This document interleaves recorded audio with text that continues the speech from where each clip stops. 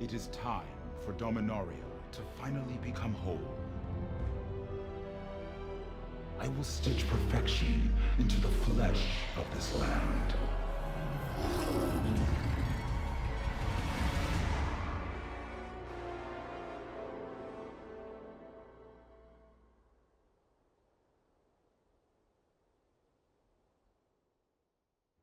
Bonjour à toutes et à tous, et bienvenue chez les Chroniques du Commandeur. Dominaria Uni sort bientôt, et c'est l'occasion de voir ensemble les cartes les plus intéressantes pour notre format Eternal. Je suis Ragun, et voici mon top consacré aux rares et mythiques de l'extension pour le Commandeur.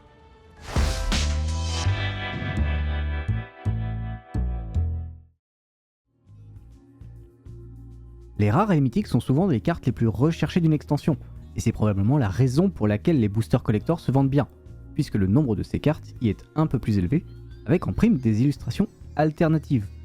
Cette fois-ci, Wizards a tenté de faire encore mieux avec ses boosters collectors, en introduisant dans 3% d'entre eux des cartes de l'extension Legends qu'ils ont ouvert eux-mêmes. Ce ne sont pas des reprints, mais bien des cartes de l'époque en état mint qui ont été ajoutées dans les boosters. Un petit plus sympathique, mais revenons à nos rares et mythiques avant d'espérer ouvrir une pépite dans un booster collector.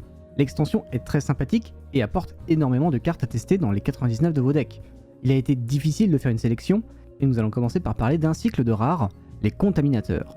Ces 5 créatures, une par couleur, ont la particularité de réduire le coût des sorts de leur couleur d'un mana en proposant de payer 2 points de vie à la place. Une sorte de remplacement d'un mana coloré par un mana Phyrexian dont nous avions l'habitude. La mécanique est très intéressante, au-delà de son aspect avec l'histoire du plan que j'apprécie énormément, en particulier en multijoueur où les points de vie ne sont rien de plus qu'une ressource à dépenser, encore plus qu'en 1 contre 1. Les statistiques et les capacités statiques des contaminateurs sont excellentes, pour leur coût et pourront rentrer dans de nombreux decks. On pourra juste leur reprocher leur côté double coloré, mais c'est un problème assez aisément surmontable par la rampe généralement rentrée dans les decks. Avant de rentrer dans le vif du sujet, je vous invite à vous abonner à la chaîne et à activer la cloche si ce n'est pas déjà fait. N'hésitez pas non plus à lâcher le pouce bleu et à partager la vidéo si elle vous plaît, cela aide énormément la chaîne. Et bien sûr, vous pouvez nous suivre sur les réseaux sociaux, Facebook et Twitter, ou encore nous rejoindre sur le Discord pour discuter avec nous de l'édition, des ajouts que vous avez prévus dans vos decks, ou encore poser des questions aux arbitres présents et jouer avec le reste de la communauté. On va commencer ce top avec le confinement temporaire, un petit enchantement blanc qui pour 3 mana va nous permettre d'exiler tous les permanents non terrains d'une valeur de mana inférieure ou égale à 2.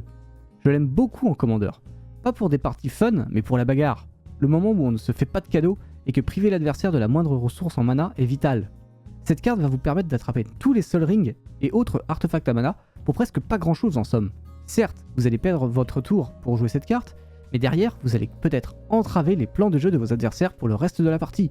Veillez bien à conserver les anti-enchantements si vous voyez l'un de vos adversaires jouer blanc et sourire de façon suspecte après que vous ayez posé votre cachet d'ésotérisme. Les jeux jouant des Planeswalkers, tels qu'Atraxa, seront très contents d'intégrer la saga Urza rassemble les titans. Une petite nouveauté dans Dominaria Uni, les sagas arrivent sur le champ de bataille avec autant de marqueurs sapiens que vous souhaitez. Vous pouvez ainsi par exemple commencer avec le chapitre 1, qui va vous permettre de tutoriser un Planeswalker depuis les 4 cartes du dessus de votre bibliothèque, le chapitre 2, pour mettre un Planeswalker sans payer son coup de mana, voire même le chapitre 3, si jamais vous êtes proche de la victoire, pour terminer vos adversaires en activant une seconde fois les capacités de vos Planeswalkers. Emprisonnant par les Linley va faire très plaisir aux joueurs de jeux 4 et 5 couleurs.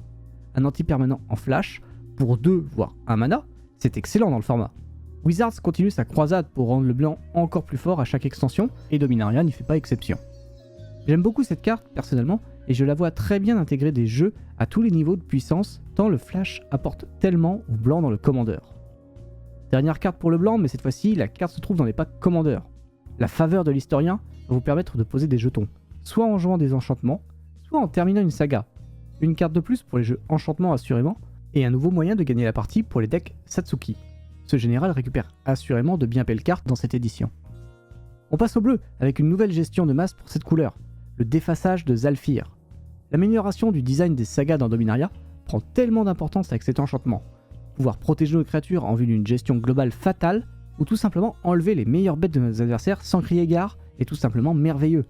La capacité de déphasage est extrêmement intéressante pour pouvoir protéger nos bêtes sans leur faire perdre leurs équipements ou leur aura, et le fait de cibler un permanent rend la carte versatile au plus haut point. La réprimancie vésuvéenne est le staple de l'extension pour le format commandeur. Vous connaissiez Orvar, Voici sa version enchantement, facilement protégeable, de par son type de carte, elle va vous permettre de multiplier de plus en plus d'artefacts ou de créatures. Un peu moins forte que le change-forme, qui lui ciblait n'importe quel permanent, ce petit enchantement bleu trouvera sa place dans beaucoup de maisons, j'en suis sûr, à commencer par Orvar bien sûr, mais aussi pourquoi pas dans un deck Veran. La carte me donne des étoiles dans les yeux, tant la stupidité d'une telle capacité peut créer de la magie. Impossible de passer à côté de Sholdred l'Apocalypse.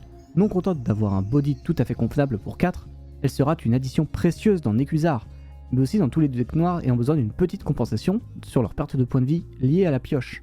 Même si Marché du Oxebul est banni en commandeur, elle pourra aussi entrer dans les stratégies Group Slug, dont le but est d'aider les autres tout en taxant fortement leurs points de vie.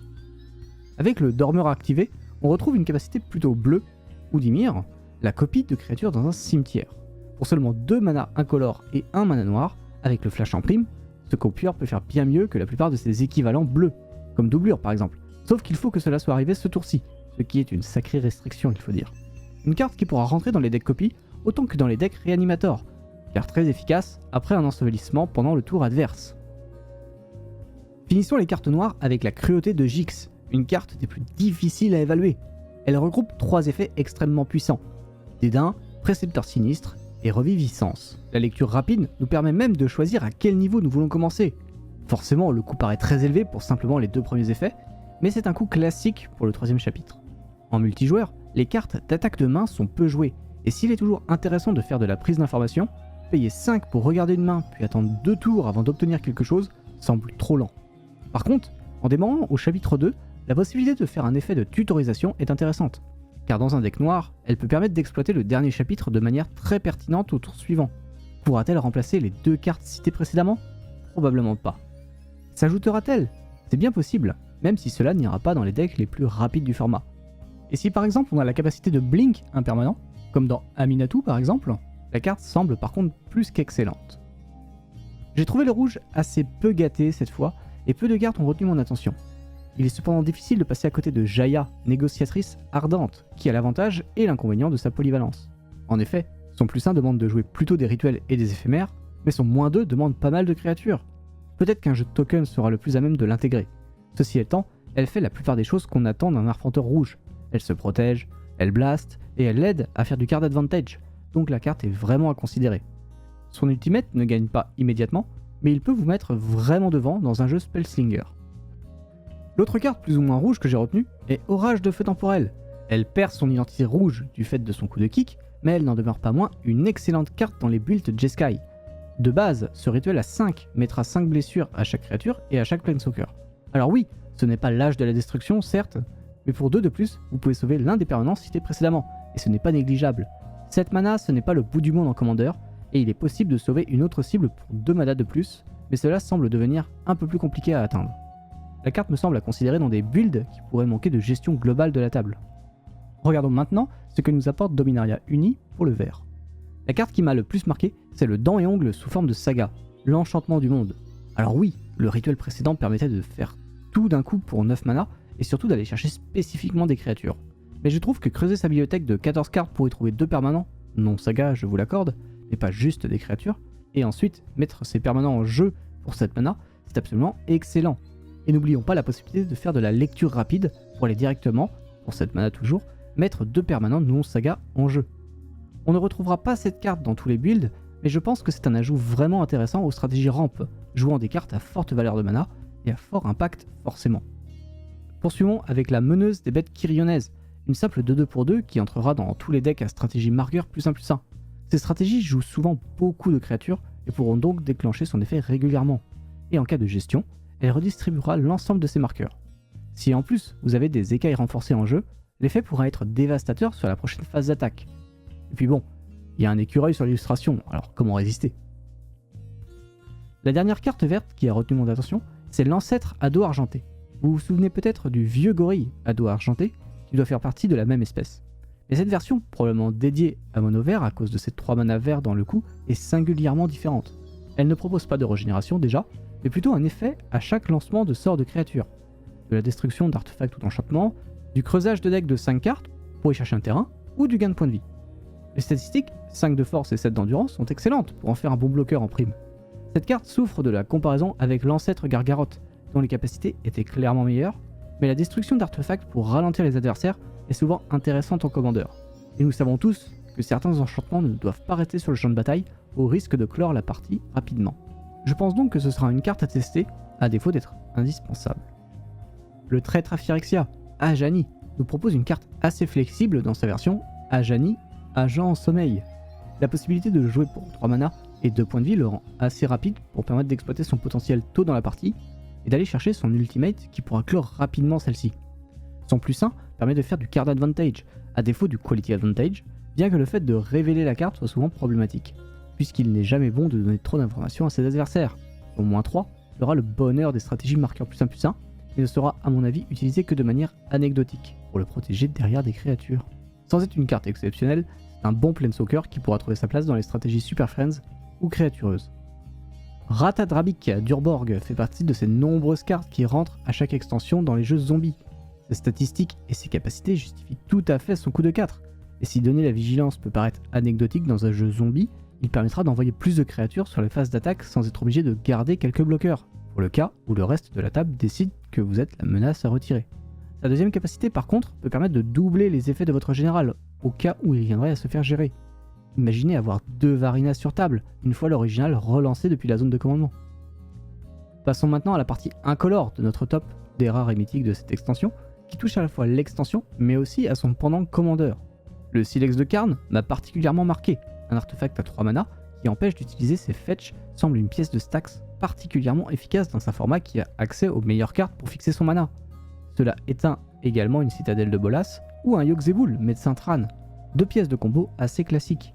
Et sa capacité activée est loin d'être anecdotique puisqu'elle permet de faire un gros bouton rouge en touchant tous les permanents non terrain, de quoi gérer même les arpenteurs adverses. Et il semblerait que les objets attachés aux personnages principaux de l'histoire de Dominaria Uni aient été particulièrement bien designés. Car l'artefact suivant qui va nous intéresser n'est autre que le sablier pendentif de Gérard. Cet artefact ne coûte que 1, il peut se trouver sur la saga d'Urza, il peut être joué en flash et empêche les joueurs de partir dans des tours supplémentaires. Cette stratégie est peu appréciée en commandeur, mais elle existe, et y avoir une réponse est toujours intéressant. Surtout que ce n'est pas tout à fait cet artefact, loin de là. Il va nous permettre de renvoyer sur le champ de bataille tous les artefacts, créatures, enchantements et terrains mis dans le cimetière depuis le champ de bataille ce tour-ci.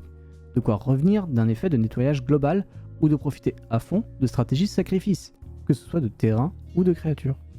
Une excellente carte qui intégrera de nombreux decks à mon avis.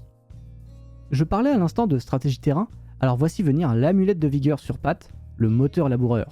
Voir cette taplande arriver dégagée est toujours agréable, et dans des stratégies qui posent de nombreux terrains par tour, engager un permanent non-terrain adverse peut permettre de passer des bloqueurs gênants ou de forcer des activations de capacité. Les statistiques de la bête sont correctes et pourront bloquer une agression tôt dans la partie puisque sa valeur de mana n'est que de 2. Une excellente addition à de nombreux jeux aux mana base un peu lentes.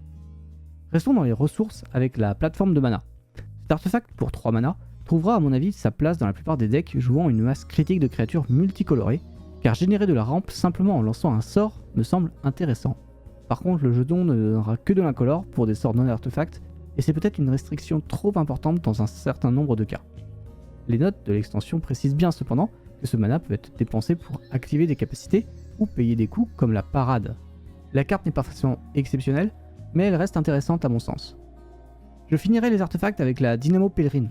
Bien que sa restriction sur le non-commandant soit vraiment dommage, il n'est pas rare que de nombreux decks embarquent des créatures légendaires aux capacités activées ou déclenchées dont on va tenter d'abuser. La possibilité de copier cette capacité, et ce dès le tour d'arrivée en jeu de la Dynamo, pourrait bien permettre de partir en combo un tour plus tôt. Bon, ce n'est pas aussi bien qu'une machine lithoforme à mon avis, mais la carte mérite d'être considérée. Pour terminer, jetons un œil au nouveau terrain. Seul le portail Sran a un peu retenu mon attention, et ce n'est pas un fixeur, mais il pourra apporter la couleur qui vous manque lors de son arrivée en jeu. Son type porte nous apporte une carte de plus pour l'archétype fin du labyrinthe, et nous piquera comme le ferait une cité d'airain ou une confluence de mana. Ce n'est définitivement pas le meilleur terrain possible, mais il pourra aider certaines mana bases un peu compliquées. Et voilà, mon top des rares mythiques pour le commandeur est maintenant terminé. J'espère qu'il vous a plu et va vous donner des idées pour améliorer vos decks. Nous, on se retrouvera mercredi prochain pour la suite et la fin de ce top qui sera consacré aux généraux potentiels de l'extension. D'ici là, je vous fais de très gros bisous et je vous dis à très bientôt chez les Chroniques du Commandeur. Bye bye à tous!